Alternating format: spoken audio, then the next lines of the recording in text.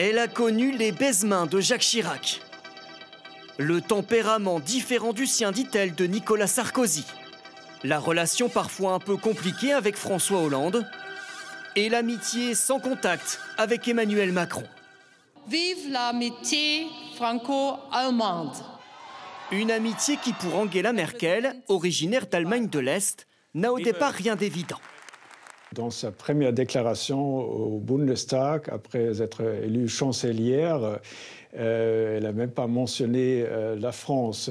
Mais, fur et à mesure, elle a eu une relation un peu prudente, des fois réticente.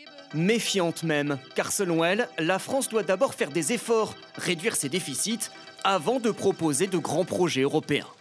Je crois que des réformes doivent permettre à la France de retrouver la voie du succès et de la croissance. Résultat, pendant la crise financière, lorsque Nicolas Sarkozy veut un plan de relance européen, il ne peut que constater... La France y travaille, l'Allemagne y réfléchit. Mais des déceptions, il y en a eu dans les deux sens.